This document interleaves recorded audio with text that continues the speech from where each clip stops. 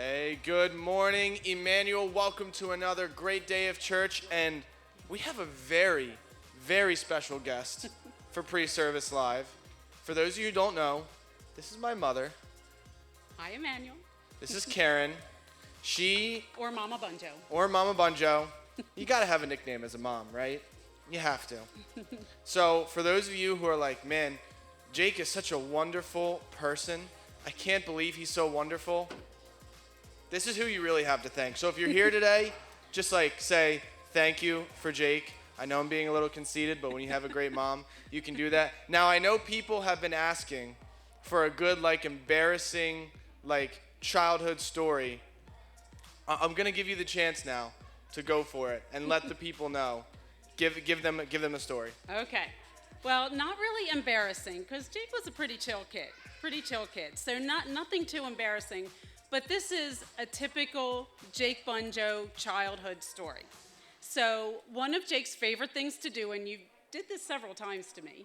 Oh boy. We would be in the car driving somewhere, usually to baseball, and we would pull up at a stoplight, and Jake would lean over and lay on the horn of my car and then duck. So the people in front of me are looking back, wondering why I'm honking at them, and I'm like, hi, and sometimes I try to point down to the seat, and so that's your typical Jake Bunjo childhood story. You know what? Now that you say that story, I definitely do remember doing that.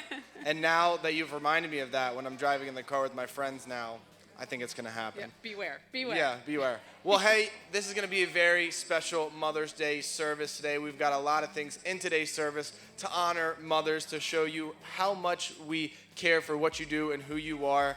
And right off the bat, it's our 5th week of the Thrive Sermon Series, and Ann Hansen, I would argue the mother of Immanuel, is going to be preaching today. So we are looking forward to an awesome message from Ann for the 5th week of this Thrive Sermon Series, which has been pretty great. It's been a family series. Doesn't matter what type of family you're in, these sermon series are for you. So stay tuned for this awesome message coming up. And hey, I'm about to tell you to do the most important thing. Talk about it every week, but that's because it's super important. Sign in. Now, Mom, if they sign in, because if they sign in and you're a mother, you have a chance for what? For this wonderful gift. And ladies, you don't have to be a mom, okay? You could have a mom, you could want to be a mom, but ladies, sign in on the church app, very simple, and you could win this beautiful gift bag. We're going to keep it a secret as to what's inside. Yeah, that's some things you just got to find out later. Some secrets are good secrets. There's definitely some secrets from my childhood I'm sure my mom still doesn't know.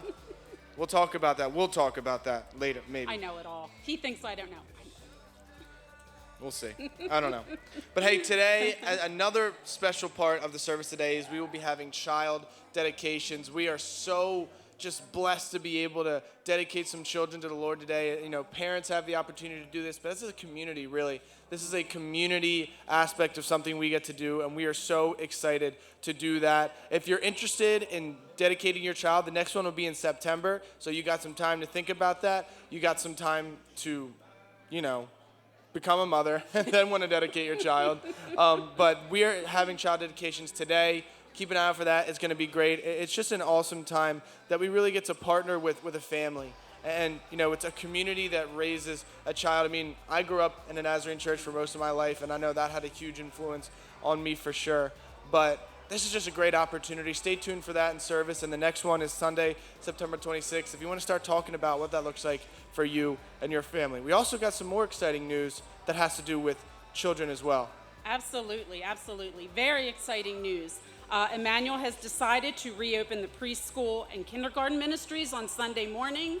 Okay, this will be during the 9 a.m. service only. Okay, and very important, children must be 3 and potty trained to attend. So 3 and older, potty trained to attend children's ministries on Sunday morning, 9 a.m. Now that's right up your alley, because you work with kids these days. I do. So let them know what age you work with and kind of who you get to work with. I work for the Avongrove Church of the Nazarene, actually.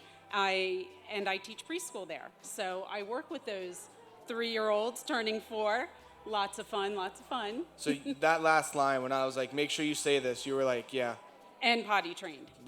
she's like, I got it. Very I important. understand. So she's par for the course here. But hey, we are so excited to be reopening that ministry, and it's just a fun season when we get to reopen more and more stuff. Another fun season coming up soon, May 23rd. We have a new sermon series titled Ghost Stories.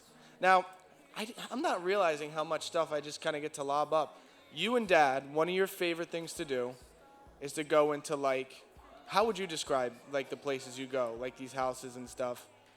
They're old houses. They say they're haunted, but we do. We love to go on ghost tours, and there's a lot of history with it too. Whether or not there's actual ghosts there, that's questionable. Who knows? But learning about all the history of all these old places in Gettysburg, and it's just a lot of fun. We love to do that. Well, we're going to be talking about a different ghost, a holy ghost, one who is all around, not just maybe in the house from Gettysburg, but it's going to be a great sermon series. We're going to be in it for a while because there's a lot to go through together.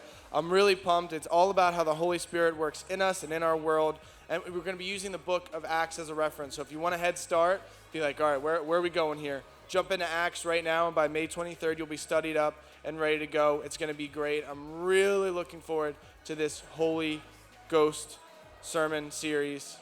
Stay tuned. May 23rd is when we're starting. Also, we have an event coming up on Zoom on Monday, May 24th, and that's our annual vision meeting. Our annual vision meeting is basically, a meeting to provide an update to our congregation on what's been happening at Immanuel and what we're looking forward to. There's been a lot going on in this last year, and we just want to keep you informed of where we're at, what's going on, what's new, where just everything's at. Usually this is like an interesting meeting to kind of catch you up. This year, some people are going to be like, whoa, we got a lot to catch up on, because a lot's happened in this past 365 days. So if you're interested in that, reach out to the office. Keep an eye out in your email on an update on how you can join. That'll be Monday, May 24th. So we start the sermon series May 23rd.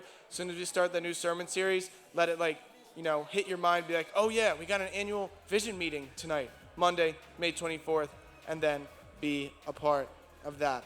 COVID has definitely forced us to do things a little differently and reach people a little differently. So be thinking about that when you're watching this vision meeting and getting some ideas. Yeah, absolutely. Hey, this is the time that we really want to focus in on tithes and offerings. That as Christians we're called to give. We really are. It's something that God really calls us to do because he gave more than we could ever really repay.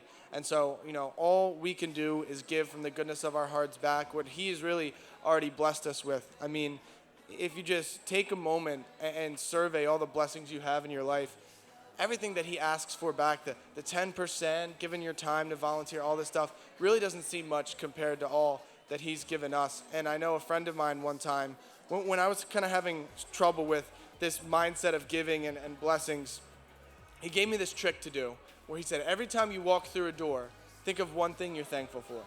Every time you walk through any door, stop, think of one thing you're thankful for, and then move on. And he said it helped him throughout the day just to be like, gosh, I have a lot to be thankful for. And when we understand what we're thankful for, we understand what giving really means and how we're able to give. So I'm going to pray for our tithes and offerings. I'm going to pray for our time together. You hear the room filling up. Like, this is that moment now where, the people are here. We're ready for service. We're like, it's 9 o'clock. Why am I not worshiping right now? I'll pray, and then we can worship. So let's pray together. Father God, we thank you for this beautiful day, this great Mother's Day where we just get to honor the people in our family who really mean the most to us, who have helped guide us in life, who has helped raise us, God. We are so thankful for the mothers in this room and all that they've done and who they are to us. And, I'm definitely speaking personally as, my mom has made a huge impact in my life, Father. And I'm just so thankful for that.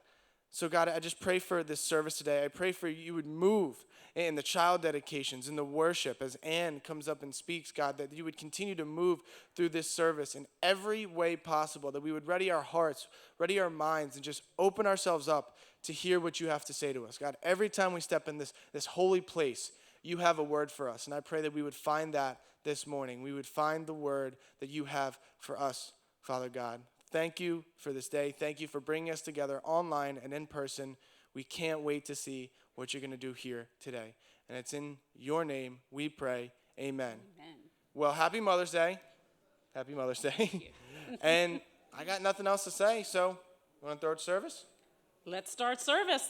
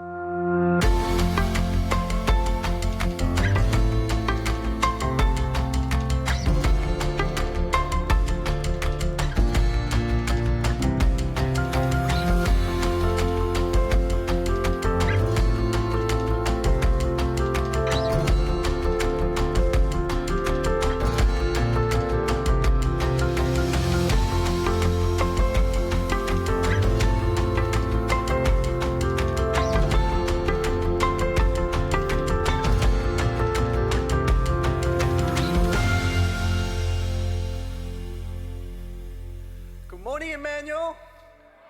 The first word that I want to say, Happy Mother's Day.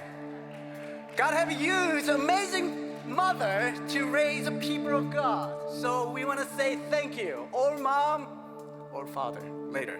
Okay, let's stand and let's sing to God and worship together, if you don't mind.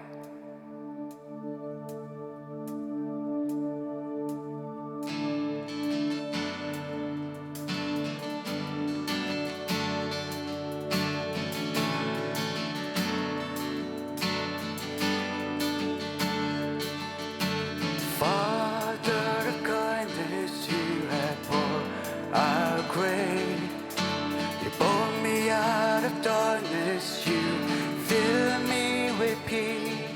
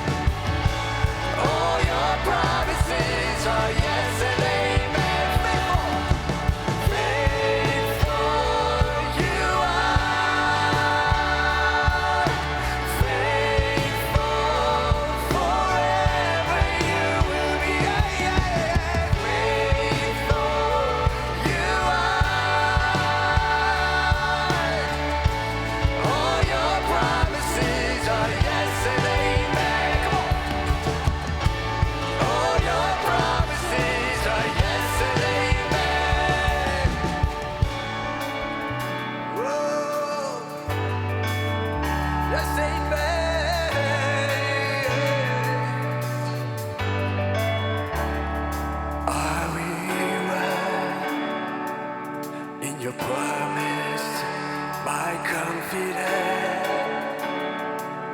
is your faithful. Are we right? Is your promise, my confidence is your faithful. Then come on. Are we right? In your promise, my confidence is your faithfulness. Are we right? In your promise, my confidence is your faithfulness. Sing it. Faithful you are, faithful forever you will be. Faithful you are. All your promises are yes and amen. Faithful you are, yes you are. Faithful forever you will be. Faithful you are. All your promises are yes and amen. All your promises are yes and amen. All your promises are yes and amen.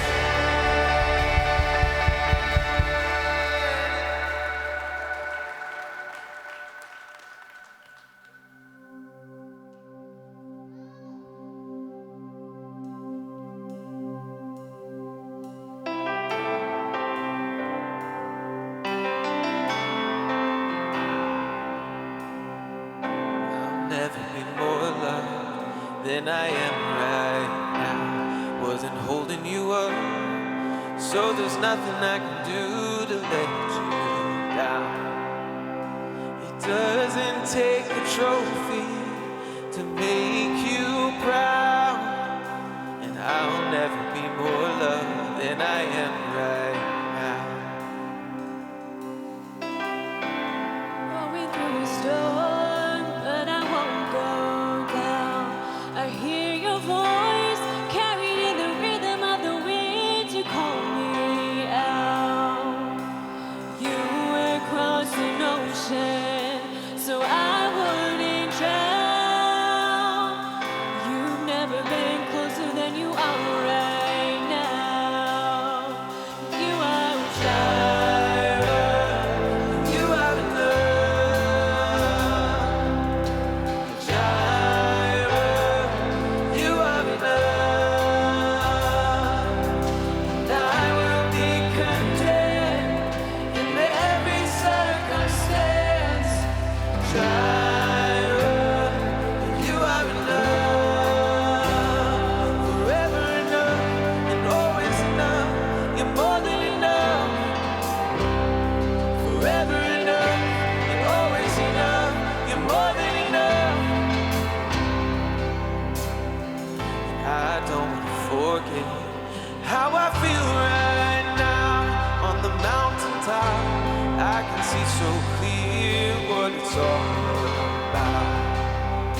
So stay by my side when the sun goes down. I don't wanna forget how I feel right now. 'Cause you are Jireh, you are enough.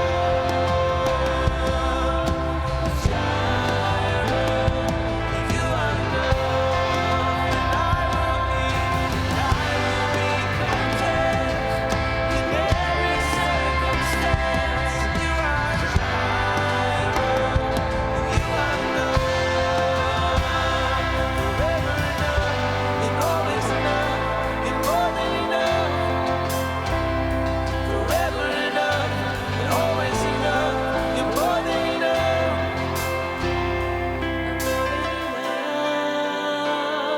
I'm already chosen. I know who I am. I know what you've spoken.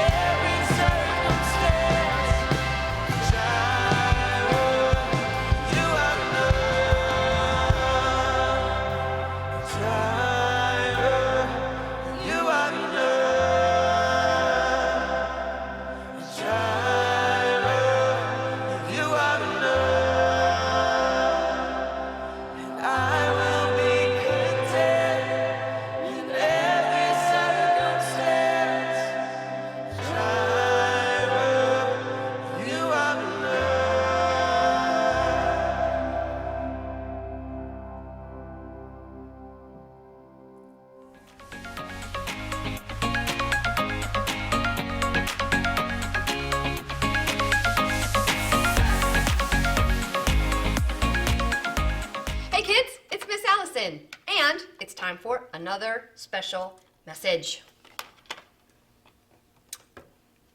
God made all of us so different. Some of us are forks, and some of us are knives, and some of us are spoons. Forks are great for eating noodles or pork chops.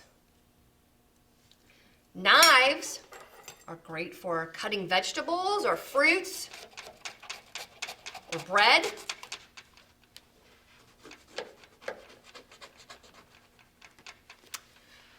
And spoons are great for eating cereal.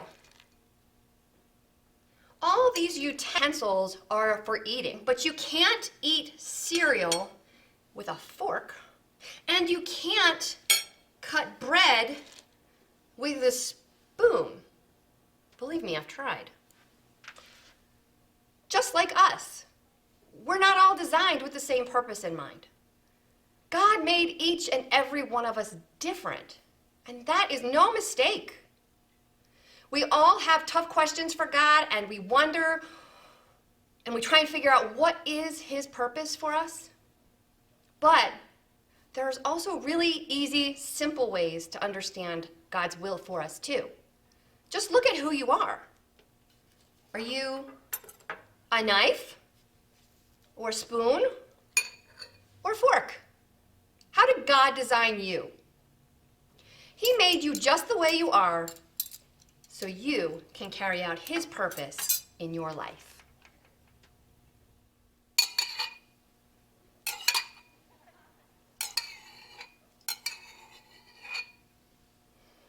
A knife is clearly not made for you, sir.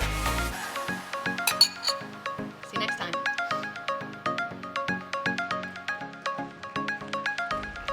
Let's give an extra special round of applause for Allison and her team for all these awesome videos.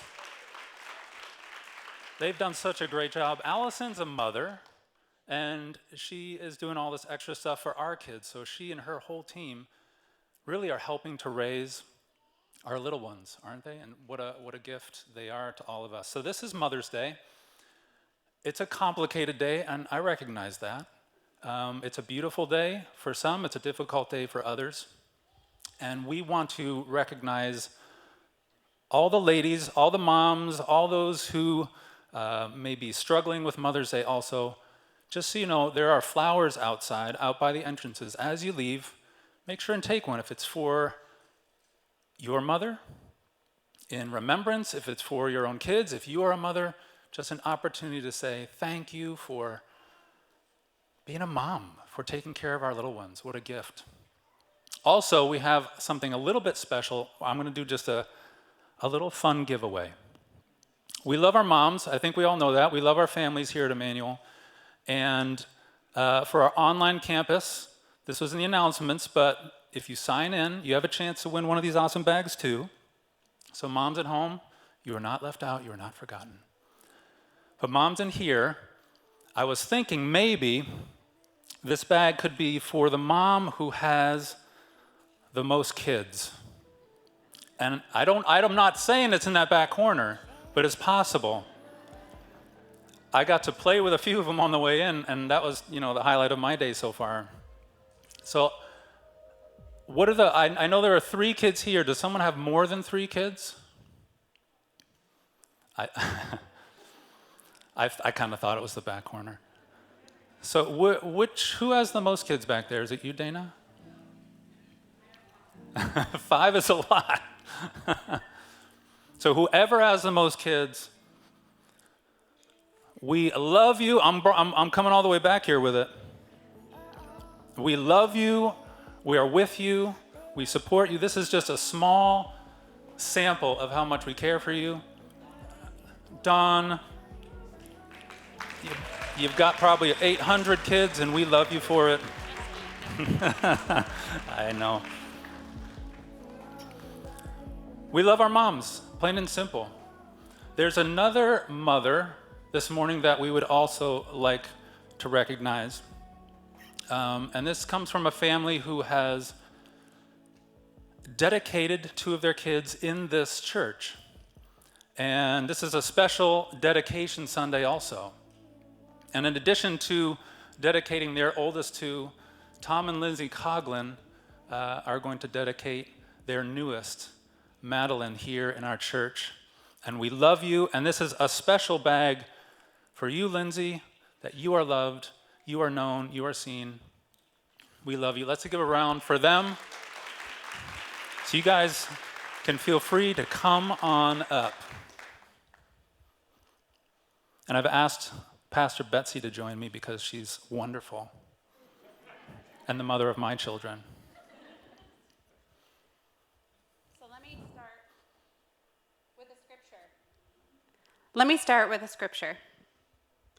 In Matthew 19:13-14, it says, "Then people brought their little children to Jesus for him to place his hands on them and pray for them.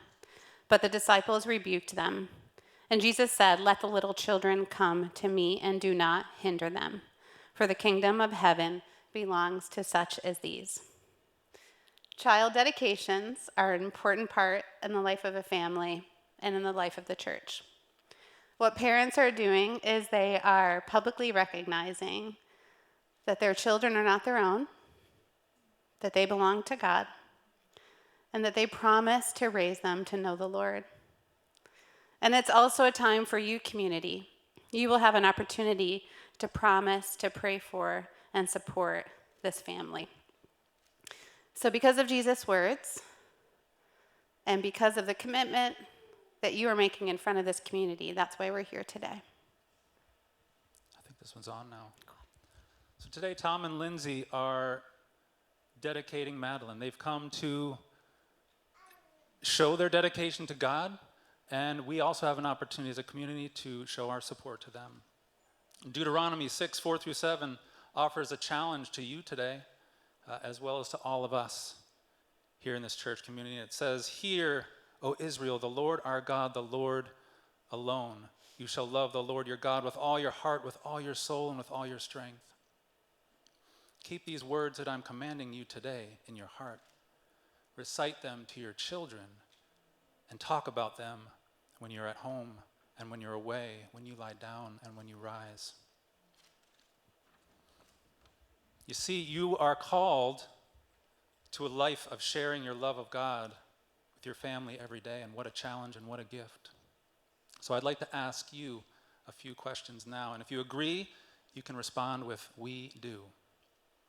So Lindsay and Tom, do you recognize that Madeline is a gift from God, and both thank God and glorify God for the gift of your daughter? Do you accept the joys and responsibilities of parenting, promising to give proper love and care to Madeline throughout her life? With the help God provides, amen. Do you commit to teach Madeline the fullness of God's word and demonstrate through your own example and witness what it means to love God with all your heart, soul, and strength? Amen, huh? Okay, so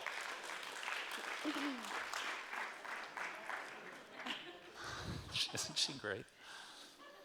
So this is for all of us here in the congregation. This is for all of us on the online campus, okay? So pay attention. Will you commit yourself as the body of Christ to support and encourage Lindsay and Tom as they endeavor to fulfill their responsibilities to Madeline and the other girls, and to assist by nurturing their growth towards spiritual maturity? If so, answer, "We will." We will. We will. I love it. So we have a special bouquet here for you that Dave will hand to you, and it symbolizes a few things.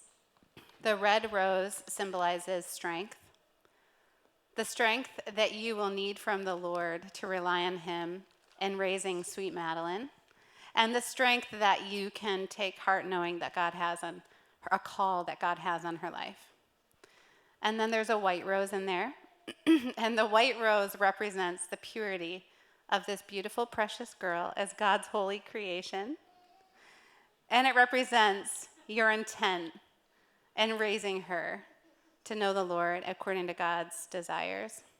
And then there's a pink rose, which combines the two of them. And so you will need to rely on the strength of the Lord to raise your beautiful girls. And as well, the white represents your reliance on the Spirit to keep cleansing your hearts and the hearts of your beautiful girls. We love you guys. Let's give them a round of applause. You are loved. And let's pray together before you sit down. Father, we love you, and God, we give this beautiful family over to you. We give little Madeline over to you. We give Lucy and Charlotte over to you. We give Tom and Lindsay over to you. God, they are loved by you and they are known by you, and just may that be felt so deeply in their lives. And God, that prayer echoes out to all the moms and all the families at home. You are with us. We cannot do this without you.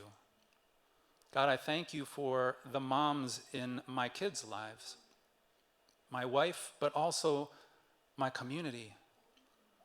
God, you have given us a community of mothers and fathers to help us with our kids because we can't do it by ourselves. So we thank you for the way you set this whole thing up. We love you. In your son's name, amen. Amen. We love you guys. Love you, Coglin. That's awesome. Isn't that great? Love you guys. Well, today is the 5th Sunday in a 5-part message about relationships. And I'm just going to tell you straight up that I've been in the church probably my whole life. And we've talked about a lot of relationship issues. They usually happen to do with marriage and family. So on one hand, it probably feels a little bit like, wait, we just celebrated mothers. And let me tell you what we're going to talk about today. We're going to talk about what the Bible has to say, what God has demonstrated about singleness and what it means to walk a life that may not, for certain seasons of life, actually mean being married. And so I am super excited to talk with you about that because I have spent 31 of my 52 years in seasons of singleness. And I have 2 young adult daughters who aren't married, so I do speak today with some significant years of experience in seasons of singleness. So I want you to help me out this morning. Just look back over your life if you would, and if you have ever been single, I want you to stand up. Ever. Wait, if you're not standing, what do you think this is, Match.com? I mean, we're not trying to get singles together. The point of it is that we've all walked in seasons of singleness. It doesn't matter. If you look around, just turn around, see who's around you. Older people, younger people, some are currently married, some are not married. We may not have all been husbands or wives or moms or dads, but we have all been single. So that means this message is for you. If you're here this morning, go ahead and take a seat. Being single includes those who are not yet married. Some people are single by choice and choose never to get married. Other people are single by circumstance. They've been divorced or they've been widowed. And I really think that though most people at some point in their life think they want to get married, and not everyone, but for the most part, most people kind of have that expectation in life, but not everybody does. Some may desire to marry, but walk in singleness their whole lives. Others will experience singleness for a season or for a couple seasons in their life. But regardless, singleness is a part of our lives in the past and has a very possible potential for the future. I mean, if you're married, one person is going to die before the other, right? So it's very possible that you will spend a season of life not married. So that sort of, has colored my thoughts these days because, like I said, I grew up in the church and I heard tons of marriage sermons. I've heard lots of talk about Mother's Day and Father's Day and what it means to be a godly parent. And I actually am a huge fan of all of those beliefs about relationships. And it makes sense to me, though, that we would expect that in the church we would talk a lot about marriage and family, doesn't it? I mean, the Bible talks about it right in the beginning, be fruitful and multiply. And I think that we have, in American culture, marriage has been a high priority, and being with someone has been a very important part of the shaping of the United States. And interestingly enough, in 2014, it was the first time in American history that single adults, outnumbered married adults. The first time in our history, in 2014, that has changed the face of what relationships look like. And so that is fascinating to me. In 1950, into the 60s, so that was the season in the 60s my parents got married, right? The average wedding age for men was 22. The average age to get married for women was 20. Fast forward to 2020, the US Census. This is now 2020. This is the age where I'm raising my girls who are right in the middle of that same season, and yet the first time wedding age rose from 22 to 30 and a half years old for men.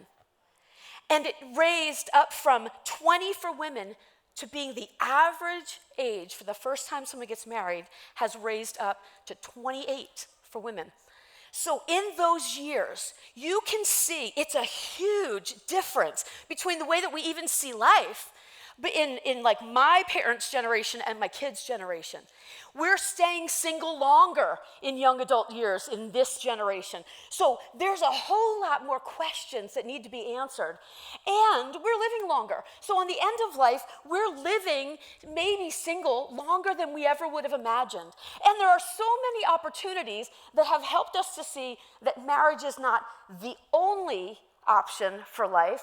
So where women and men are having the opportunity to actually make a choice. And it's really sometimes very confusing to understand what that's like. Honestly, I think it's even a little bit harder in the church. Regardless of these stats, we've just established the fact that 100% of all of us will spend at least a portion of our life single. So singleness is something we need to talk about. I'm super excited about this. So singleness is something we need to talk about because not just do the statistics say that singleness is outpacing marriage. There's a lot behind that, and the statistics go in a lot of directions. But actually, God himself has a lot to say about singleness in the Bible. And I don't know how I missed it, to be honest with you. I do not know how I missed it. I mean, I want to talk about this today because especially in the Christian church, there seems to be this stigma associated with singleness. And honestly, sometimes I listen to singles who, every time there's a raise, like, oh, we're going to talk about marriage and family, they're like, oh, that has nothing to do with me. This doesn't apply. Well, that's not necessarily true. It's not just a throwaway to say these principles apply, whether you're married or single. It's really true. But it's so ingrained in who we are, whether we're married or we're not married, that I think that in the church, sometimes we don't even know how to answer the question. I've noticed in the church, I'm not talking just Immanuel Church, right? I mean, I have a lot of friends who go to a lot of churches. And there seems to be this idea in the Christian circle that I've watched, that the longer someone stays single, not always, but often, I see them kind of shrink back. Kind of, we're in the middle of this series is called Thrive. How do we have thriving kids? How do we have thriving marriages? And I don't know that many people take the word, like the adjective, thriving life as a single. But God has a purpose for our singleness that should empower us in many ways. I think everyone has struggles in their relationship with God and with seeing themselves the way that God does. But when it comes to our singleness, I've heard both men and women in moments of real vulnerability say things like, I just don't know where I fit.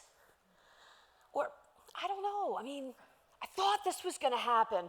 Or I never expected to be in this season of life. I thought once I got past singleness, I'd never experience this again. Or they'll say things like, I don't know what's wrong with me. Nobody's really chosen me. And these feelings of inadequacy and deep loneliness seem to drive people to do some crazy things that actually make them less desirable to be married than if they did not, obsess about that. I have watched, my heart has broken as I've watched so many people compromise and settle for things that are so far less than what God has designed for them that they just feel like, I just need a relationship. If only I could, be married, I think that all my problems would be solved. And I've watched people compromise sexual purity, rush ahead and take matters into their own hands. And sometimes, although they may be praying about what it might look like to have a spouse at some point, they really work hard at taking things into their own hands when there really needs to be this balance. Not just in our marriedness and singleness, but in all of our lives. We're in a partnership with God where He has work to do that only God can do, and we have work that only we can do, and He wants us to bring those together to have a thriving and flourishing life. But somehow, over the years, I think we've indirectly sent an unspoken message that if you aren't married, you're living less than life, or you've somehow missed out on God's really best gift for you. And the preoccupation then that so many Christian singles have with finding a spouse is this constant pressure that never really leaves. It's like they carry this and they have this lens through which they look at life, and it's in this view. As I was preparing for this message today, I realized this.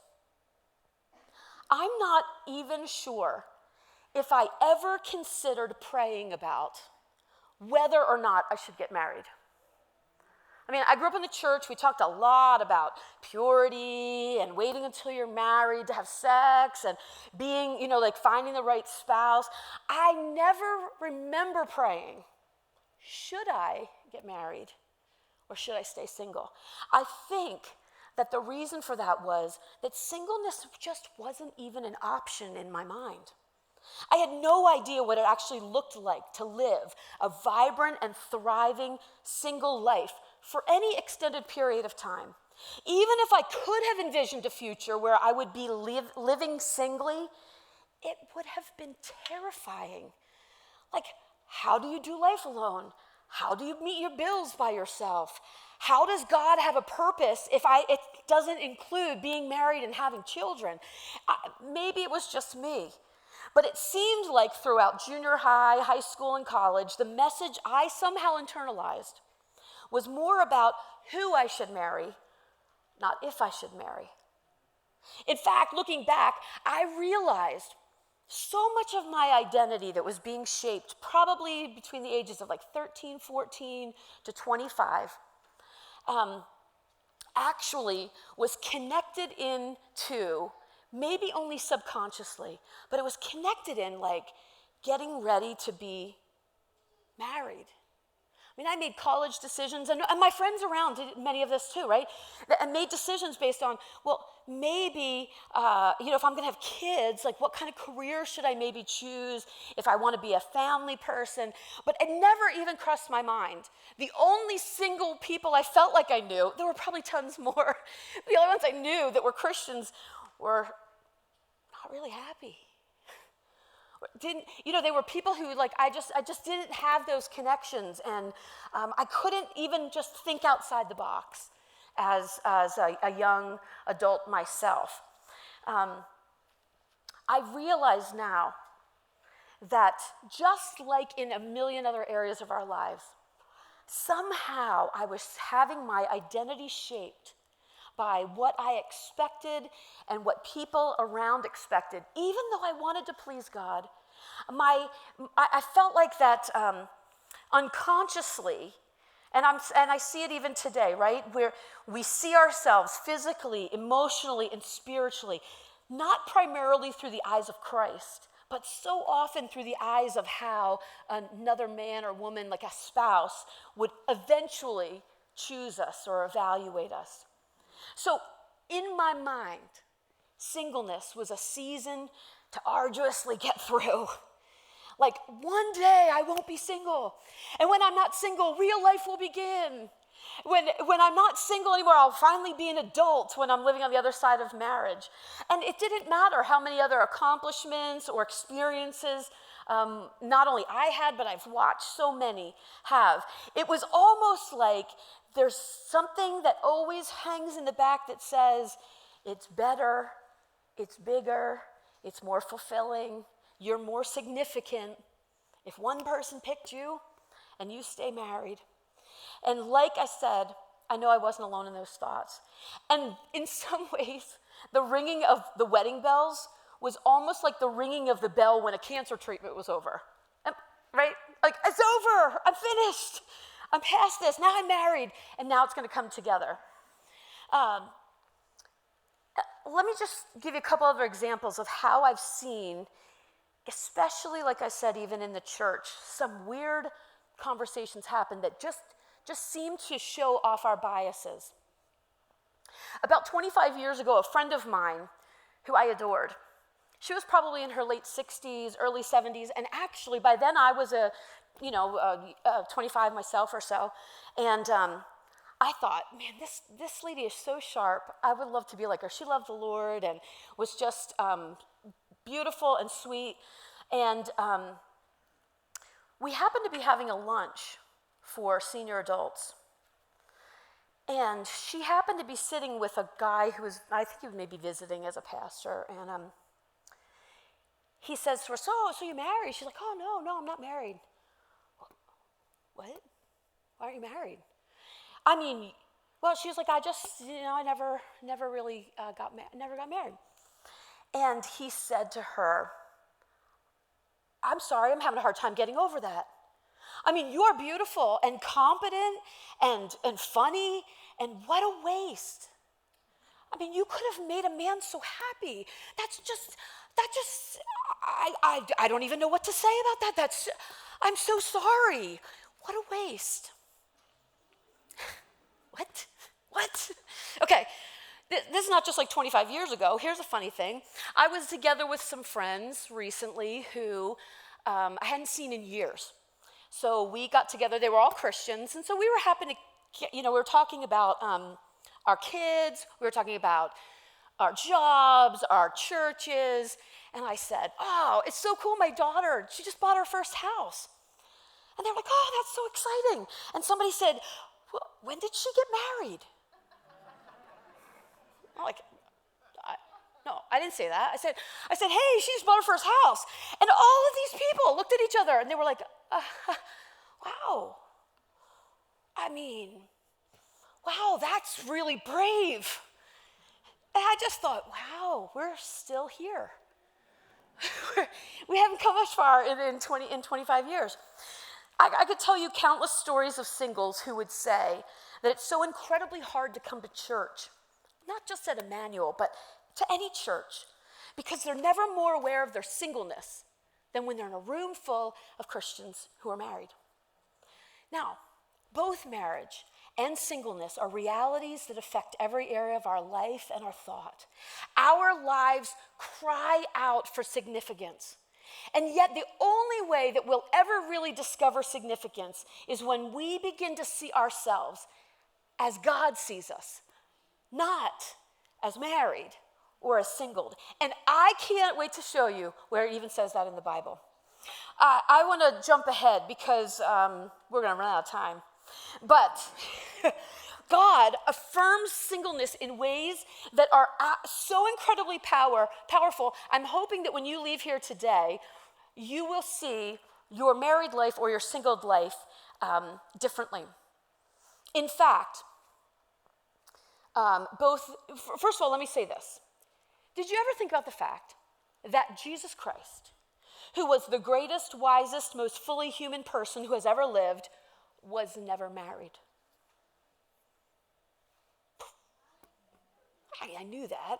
I always thought, oh, gosh, I mean, he wasn't sexually active. He was not married. And yet he had to have lived a very fulfilling life. The Apostle Paul, who wrote a significant portion of the New Testament and has shaped so much of what Christians believe about how we should live, in fact, even about how we should be married, the Apostle Paul never married. And the world has told us so much that if we're not married, if we're not physically intimate with someone, then we couldn't possibly be fully human, or we'll never be fully satisfied. And when we buy into those messages, which are really lies from the enemy, we live in such disappointment. We can live lives that are so not thriving and sometimes spiral into some desperation that is not at all where God has called us to be. In fact, one of the unique things about Christianity is that Christianity affirms singleness in a way that most other religions do not even do, and that's a whole nother topic for conversation. That's so fascinating to see how when Jesus came, he made life better for everyone. He opened up the doors and said, it doesn't matter who you are, where you're from, it doesn't matter if you're married or you're not married, you have the opportunity to be in relationship with me, and that is what matters. I want you to know that if we really understood what the purpose of our lives is as a Christian, think about it. What's the purpose of our lives as a Christian? It is to know Jesus Christ, become more like him, and to then also be on a mission for the kingdom of God, bringing people, reconciling people to God. And what we're going to see in 1 Corinthians chapter 7 this morning is that Paul and actually Jesus actually say, you have a better chance of doing that, a broader opportunity to bring more people to come to know Jesus Christ if you're single. So stand with me, would you? We're going to read from 1 Corinthians chapter 7. Paul had received a letter from a new church in the city of Corinth, and that was some crazy city. You think we lived in a sex-crazed culture. Oof, you should study a little bit about the city of Corinth. So this new church had written a letter to Paul because they were becoming Christians. They were a combination of Greeks and Jews, and they were people from all over the Mediterranean world and Romans, and they were coming together, and they're like, we don't even know what to think, but we have a question. In fact, we have a bunch of questions, and here's what he says. Apparently, he spent the first 6 chapters just saying what he wanted to say, because in chapter 7, he says, now, getting down to the questions you asked in your letter to me. First, is it a good thing to have sexual relations? Certainly, but only within a certain context. It's good for a man to have a wife and for a woman to have a husband. Sexual drives are strong, but marriage is strong enough to contain them and provide for a balanced and fulfilling sexual life in a world of sexual disorder. Marriage is a decision to serve the other, whether in bed or not. Go down to verse 7. We're reading from the Message. It's on the screen. Sometimes, Paul says, I wish everyone were single like me. A simpler life in many ways, but celibacy is not for everyone any more than marriage is. God gives the gift of the single life to some and the gift of married life to others. Verse 8. I do, though, tell the unmarried and the widows that singleness might well be the very best thing for them, as it has been for me. But if they can't manage their desires and emotions, they should by all means go ahead and get married. The difficulties of marriage are preferable by far to a sexually tortured life as a single. True, that. Verse 10, and if you're married, stay married. This is the master's command, not mine. Love this. Jump down to verse 17. In the Message, it says it this way. Don't be wishing you were someplace else or with someone else. Where you are right now is God's place for you. Live and obey and love and believe right there, because God, not your marital status, defines you. Let me pray. God, in these next couple moments, would you fill this place with your Holy Spirit? Would you speak something profound, something powerfully intimate, especially to every person listening who's single? May we see ourselves as you do. Would you begin to plant a vision of hope, a vision of purpose within us as we seek to become more and more like your Son, Jesus Christ? May your kingdom come and your will be done on earth as it is in heaven. Amen. Take a seat. I want to jump to two quick places and show you a little bit more about what Paul had to say about singleness and marriage. In Corinth, there were so many things going on that people were like trying to figure out, should we get married or not get married? So their question, like I said in the beginning, was, can we have sex? He says yes, in the context of marriage. Their next question, which I guess we would have thought would have been the first question, was, should we be married or should we be single? Paul's answer is, in a nutshell, whatever. I mean, ask God about it, right? I think he said, to some, God gives the gift of marriage. To other people, he gives the gift of singleness. But go into it, either way, with your eyes wide open. Because there are some rules. Like if you're married, stay married. If you are going to get married, you should marry another Christian. You know, the Apostle Paul not only talked about, but he modeled a lifestyle that was so incredibly committed to the kingdom of God that he never married, and really was challenging us to see that singleness is a gift. He was really explaining that neither singleness nor marriage were morally better. There wasn't one that was better than another. He was simply saying, listen, this world is not our home. So if you're married, be great at being married. If you're single, be all in and enjoy life and live out your purpose through me, in you, as a single person.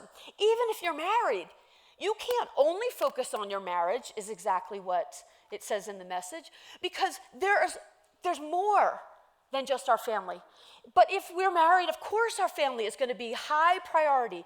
We should go back and listen to the first 4 messages that Pastor Mark already preached, because every one of those things is true. If we're married, if we're parents, we should be all in. We should make it our highest priority to love on our kids and to invest in our spouse. But you do know that marriage comes with saying some no's, even though there's some yeses. And singleness is the very same way. There are some things that can be done and some opportunities out there that are available to those who are single that just aren't available to those who are married. Listen to 1 Corinthians 32. I'll just leave this without comment. 1 Corinthians 7:32. I want you to be free from the concerns of this life. An unmarried man can spend his time doing the Lord's work and thinking about how to please him. But a married man has to think about his earthly responsibilities and how to please his wife. His interests are divided. In the same way, a woman who is no longer married or has never been married can be devoted to the Lord and holy in body and spirit. But a married woman has to think about her earthly responsibilities and how to please her husband. Verse 35. I'm saying this to help you, not to try to keep you from marrying. I want you just to do whatever will help you serve the Lord the best, with as few other things as possible to distract your attention from him. But if anyone feels he ought to marry because he has trouble controlling his passions, well, you know, right? We already established. Then get married. But if a man has the willpower not to marry and decides he doesn't need to and won't, he's made a wise decision. So the person who marries does well, and the person who doesn't marry does even better.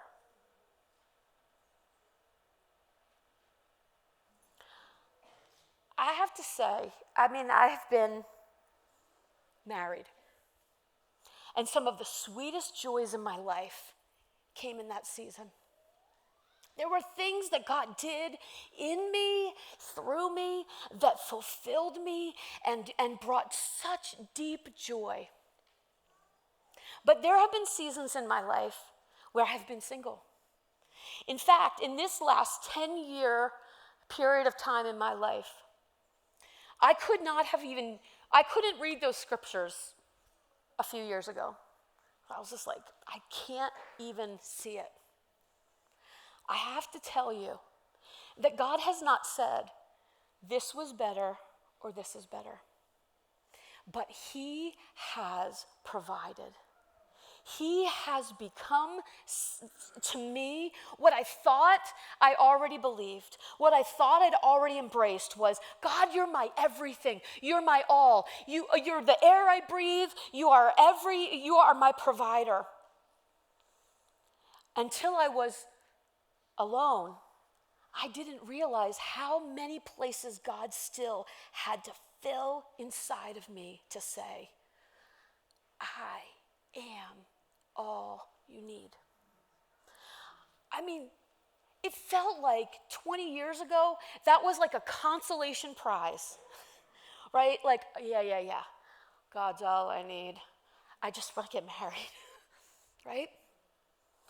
You married and you have a wonderful marriage, and one day that spouse is gone, and there's a part of you that will never be the same. And a huge part of life that is gone and missing and aching and crying.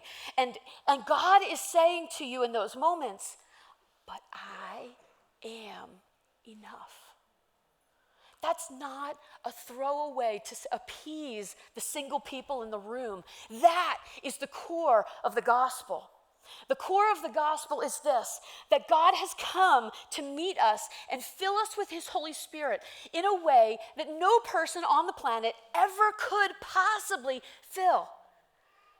There are things that God, it's like, what is the difference? Right now I probably need to buy a new car. I've been driving a minivan for a really long time. Somebody asked me the other day, what kind of car do you want to drive now that you have to replace your car? And I was like, I love driving a minivan. They were like, I never heard anybody say that before. I'm like, I don't know. I love driving my minivan.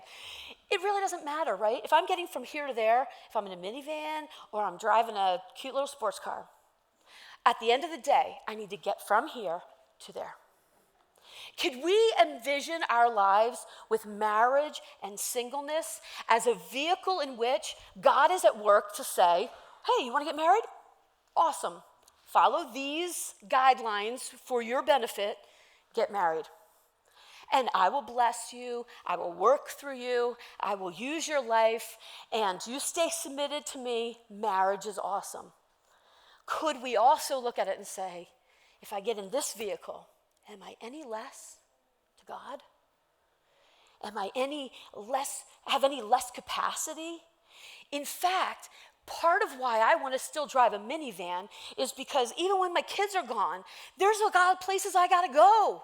There's a lot of things I got to do, and I want to be able to pack it filled with people. I want to take their stuff. I want to be a part of something bigger than myself, and I don't need to sit in a little two-seater car because it's not about the car. It's about the relationships that happen in the process. I just am overwhelmed by thinking that God has come in such a way that he wants us to know he is all. And if we do not believe that, we will not be happy in marriage and we will not be happy in singleness. If we are anxious, if we struggle with our identity when we're single, you better believe that when you get married, that does not just disappear. Because we take ourselves wherever we go. And think about this. When we stand before God, we will not stand with any other person. In fact, I got to flip about 40 pages ahead. Let me see here. Now, listen to this. Okay, listen to this. Let me jump. Let's go real quick here because this is awesome. Mark chapter 3, verse 31. Then Jesus' mother and brothers came to see him.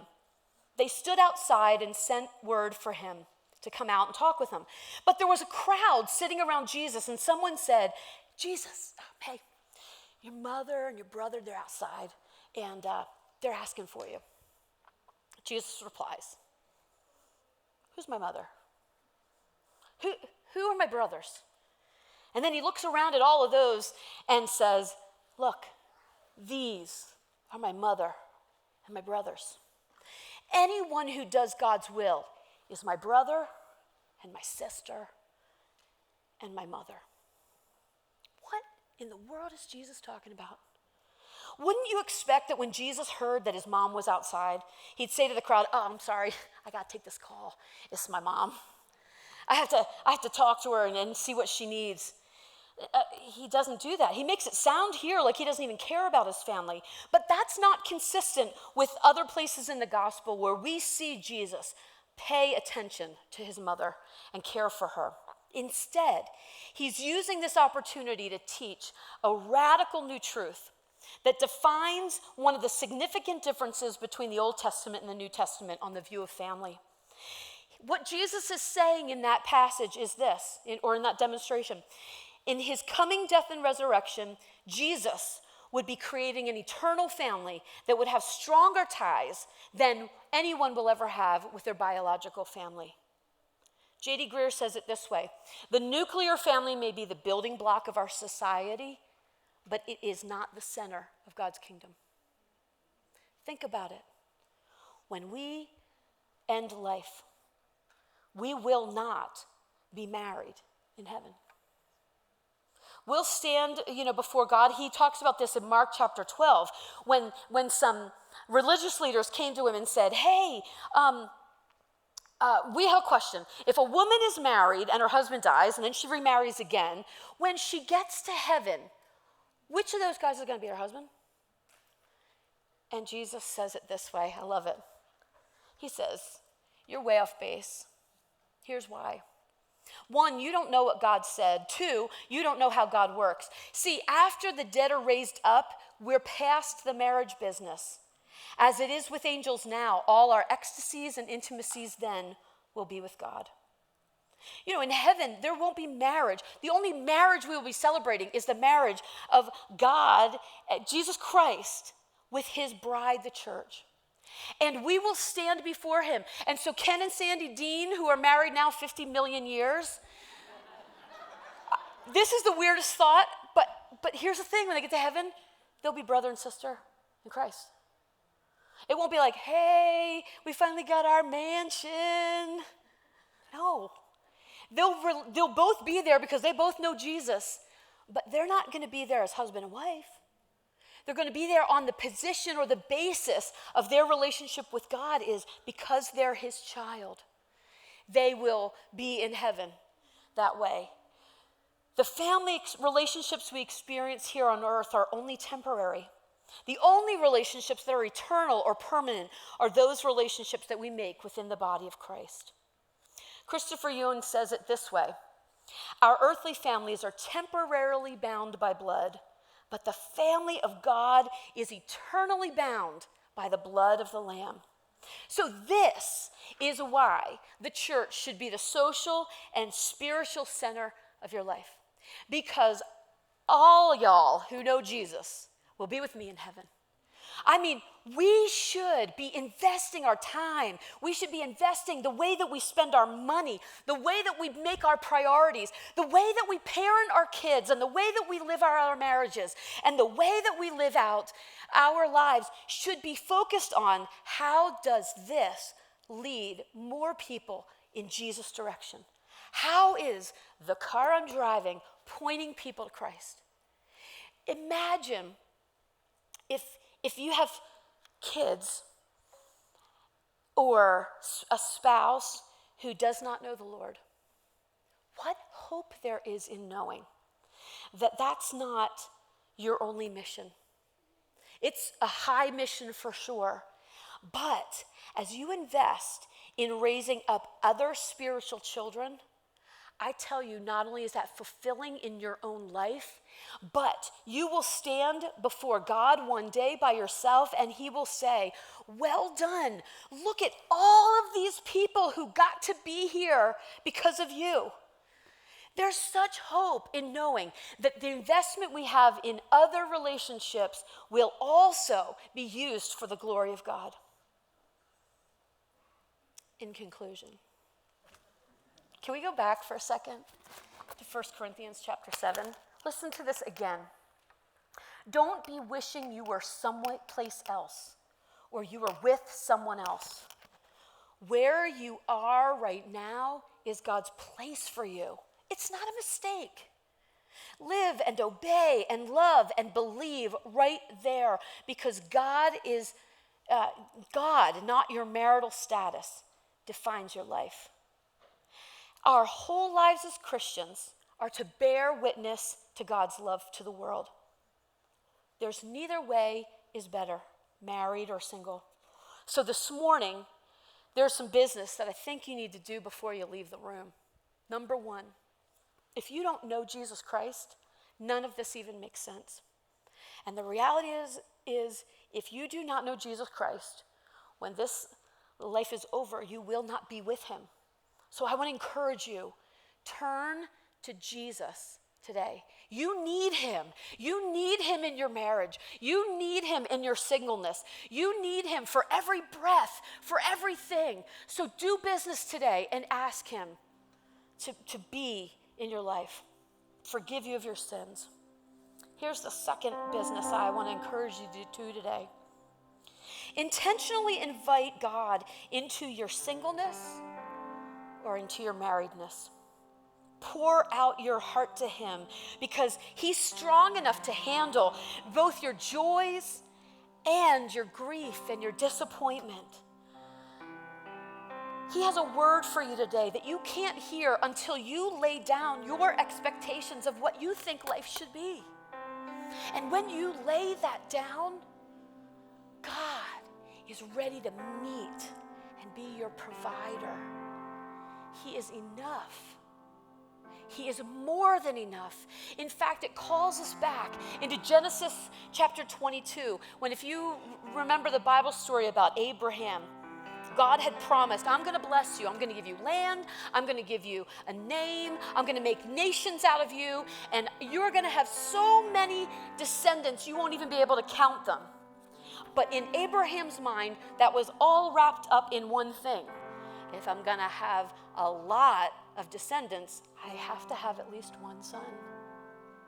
And at 100 years old, he's saying, Lord, it's kind of, drying up here. And God gives him a son. And crazy enough, a few years into it, God says, will you lay that son down? Would you sacrifice him on an altar and give him up? And Abraham, by this time in his life, was so convinced about the character of God. He was so convinced that it was less about the promises and more about the provision of God, more about the promise maker, that he said, I'll do it. Because in Hebrews we're told that he believed that if God even took his son, who was supposed to be the ta-da of his life, that God would make another way because he believed him. And so when he did lay his son on the altar, God came in and said, don't do it. I'll provide another sacrifice. And Abraham called that place, and it's called God in that place, Jehovah Jireh, my provider. The one who sees me, knows me. He knows everything about me, my desires, my longings, and he is trying to let me know that he not only delivers the goods, but he is deeply personal to us and understands our heart. The underlying question in this conversation is not, am I married or am I single? The question is, do we trust him? Do we really trust him? Do we really believe that God is enough? Not enough like, oh, whew, just squeaked by. No, enough like fully satisfying everything so that there's nothing lacking. If God would choose, it doesn't really matter which way we live out our lives if we're fully convinced that he is more than enough. Lord, I don't know who's in the room this morning that needs to hear that. I mean, there were times in my marriage where I just thought, man, my life is so good. and times in my marriage where I was hurting so deeply, I couldn't have shared that with someone if my life depended on it. There are times in my singleness where I have said, wow, life is so good. And there are days where I say, Lord, is this going to be forever? Oh God, the joy that comes in knowing that I am enough because you are enough, that I am chosen, that I am loved because I belong to you as a child of God. Would our hearts respond with confidence in knowing that you, Jehovah Jireh, are our deepest provider? Amen.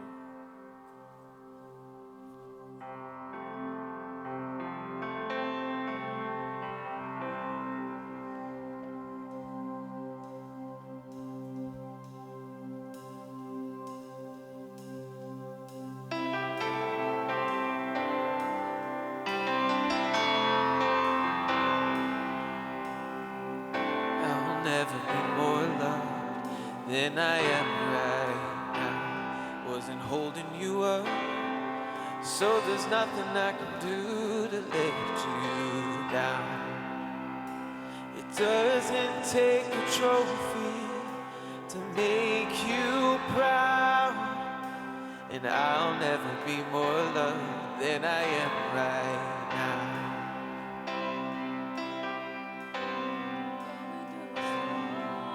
But I won't go down.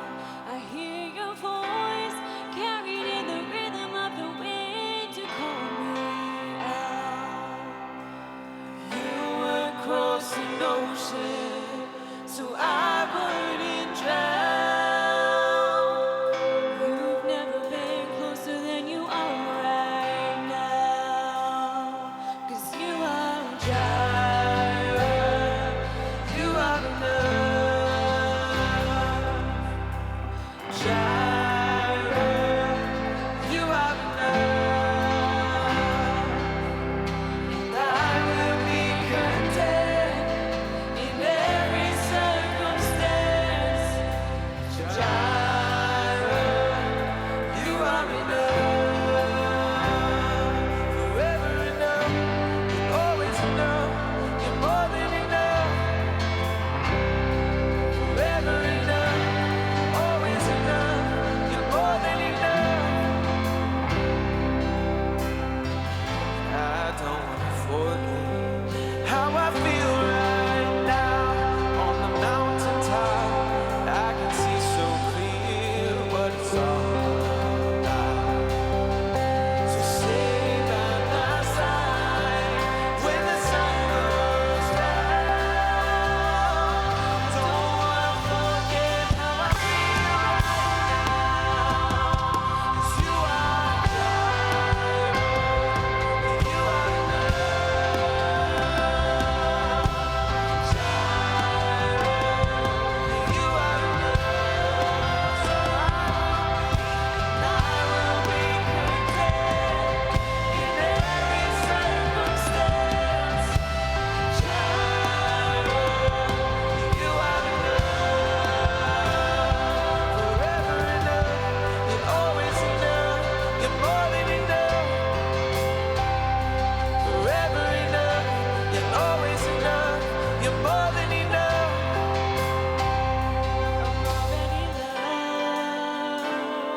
I'm already chosen.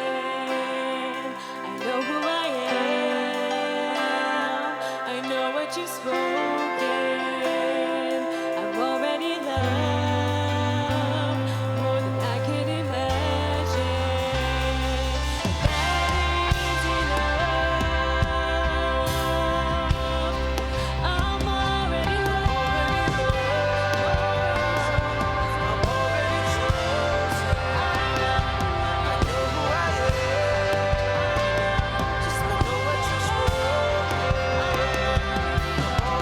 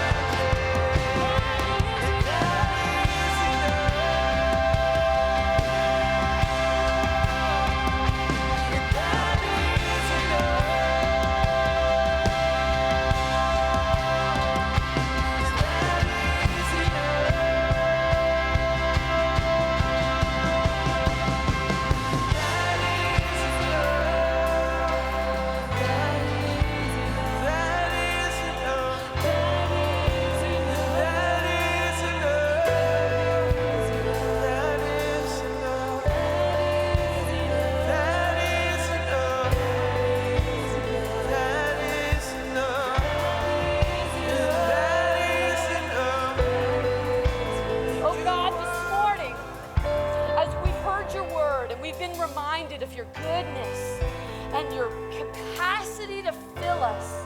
It is in your very nature to be close to us, to know us, to empower us, to fill us, and to give us meaning and purpose in our lives that has nothing to do with what the world may say or some of the things that we've placed on as our expectations. Oh God, would you be our Jehovah Jireh? As we go this week, would we learn the secret of being content in every situation? If we're married, as we finish out this series, would we leave here on fire to serve our spouse and love our kids and care for our families, because a watching, broken world is looking at us and seeing, does God even make a difference? If we leave here today and we say, I'm in a season of singleness, oh God, would you remind us that a broken, hurting, messed up world is watching us to see if you make any difference in what it means to live life? Would we be so filled with who you are that we would overflow for our benefit and joy and for your kingdom and your sake, because you are good and we trust you? Would we go today in the power and the confidence that we have in knowing you are in us, you chose us, you love us. Amen and amen. Thanks for being here this morning. Go in the grace of God. Amen.